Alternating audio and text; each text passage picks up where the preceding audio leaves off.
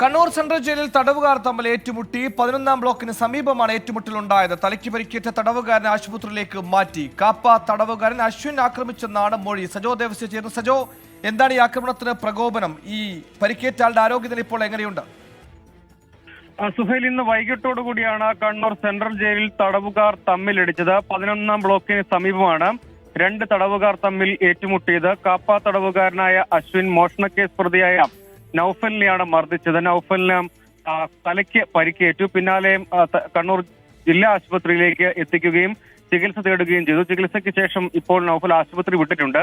ഇക്കാര്യത്തിൽ jail superintendent നൽകിയ പരാതിയുടെ അടിസ്ഥാനത്തിൽ ടൗൺ പോലീസ് കേസ് രജിസ്റ്റർ ചെയ്തിട്ടുണ്ട്. അശ്വിനെ പ്രതിയാക്കിയാണ് കേസ് രജിസ്റ്റർ ചെയ്തത്. അതിന്റെ നടപടിക്രമം അതനുസരിച്ച് തുടരും എന്നാണ് പോലീസ് അറിയിക്കുന്നത്. അതേസമയം ഈ പരിക്കേറ്റ നൌഫലിന്റെ ആരോഗ്യസ്ഥിതിക്ക് കുഴപ്പങ്ങളൊന്നുമില്ല. ചികിത്സയ്ക്ക് ശേഷം തല ഡ്രസ് ചെയ്തതിനു ശേഷം തിരികെ ജയിലിലേക്ക് തന്നെ മടങ്ങിയിട്ടുണ്ട്. കാപ്പ തടവുകാർ ഏറ്റുമുട്ടുന്ന സാഹചര്യം കണ്ണൂർ സെൻട്രൽ ജയിലിൽ സ്ഥിരമായി ഉണ്ടായിരുന്നു.